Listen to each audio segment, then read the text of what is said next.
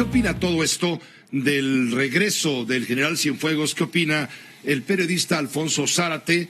Él escribe Los usos del poder para el diario El Universal todos los jueves. También es presidente de Grupo Consultor Interdisciplinario y colaborador en este espacio. Alfonso, qué gusto escucharte y saludarte, pidiéndote respuesta a lo que hay detrás, a tu parecer, del regreso del general Cienfuegos. ¿Qué tal, Pepe? Buenas noches. Bueno, lo primero que yo quisiera decir es que, en mi opinión, esta decisión del Departamento de Estado fue ordenada por el presidente Trump. Una decisión sorpresiva, porque además no pueden ignorar los norteamericanos los niveles de impunidad de nuestro país. Más del 90% de los delitos que se denuncian no llevan a sentencia alguna, lo cual desde luego habla de la precariedad de nuestro Estado de Derecho. Así que para explicar esta decisión solo nos quedan construir hipótesis.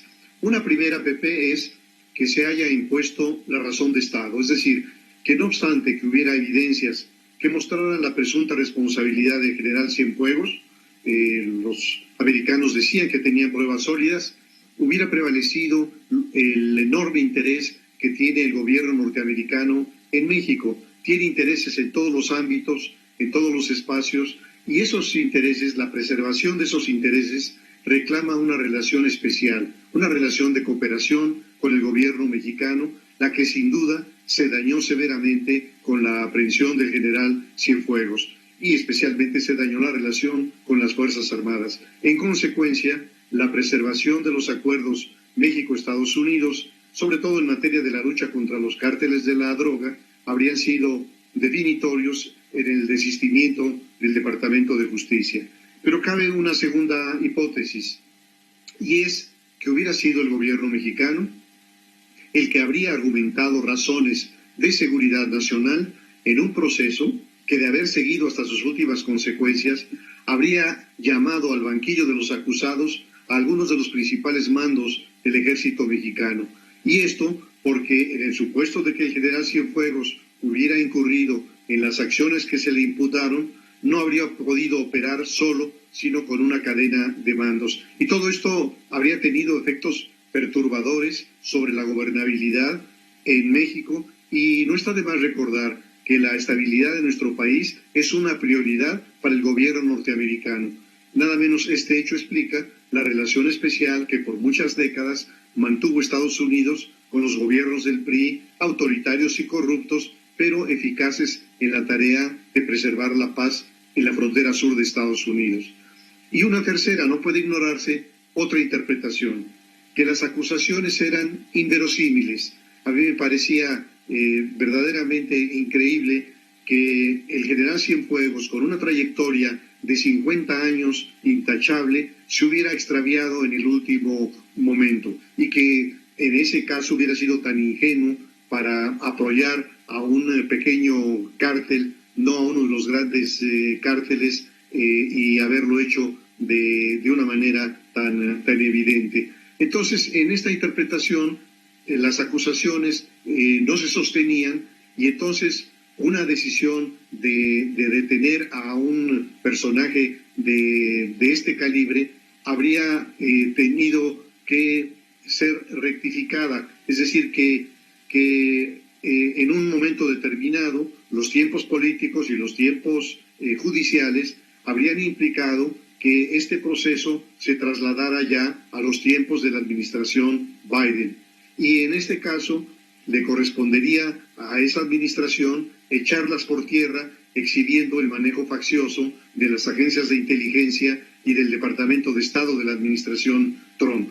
Y desde luego también en este contexto es posible que la extraña resistencia del presidente López Obrador para reconocer el resultado electoral en la elección presidencial de Estados Unidos, es decir, para reconocer el triunfo de Joe Biden, haya tenido que ver, por una parte, con el temor de un coletazo de Trump en los días que faltan para la entrega del poder. Simplemente acaba de despedir a su director del Homeland Security porque rechazó la idea de un fraude generalizado, pero también, por otra parte, que tuviera el propósito de no lastimar esas negociaciones que estaban en curso para la liberación del general Cienfuegos. Así que en este momento creo que hay tres hipótesis, cuando menos, que quizá en el paso de los días, de los meses, podamos confirmar cuál de ellas es la que finalmente decidió el regreso, la repatriación del general Cienfuegos. Te preguntaría finalmente, Alfonso Zárate, en lo interno, la repatriación, el regreso del general a México, ¿crees tú que cohesiona al ejército en torno al presidente de la República? Porque sabemos muy bien que en la cúpula militar la detención el 15 de octubre del general cayó como una bomba.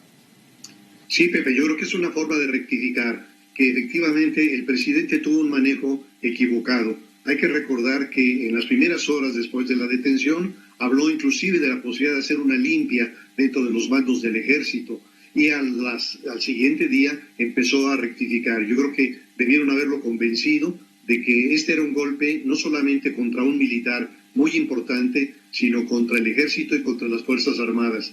Y en un gobierno que ha convertido a las Fuerzas Armadas en las grandes protagonistas de la 4T, es decir, que tienen que ver con la construcción del aeropuerto Felipe Ángeles, con el nuevo aeropuerto de Tulum, con tramos del Tren Maya, con el control de puertos y de aduanas, es decir, en un gobierno que ha empoderado de una manera tan importante a los militares, el no haber tenido una reacción que permitiera esta repatriación generó seguramente muchas lastimaduras, y esto va a permitir reconstituir esta relación y restañar estas lastimaduras que estaban presentes en los altos mandos de las Fuerzas Armadas de nuestro país.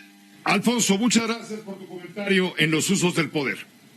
Gracias a ti, Pepe. Buenas noches. Esta fue una producción de Grupo Fórmula. Encuentra más contenido como este en radioformula.mx.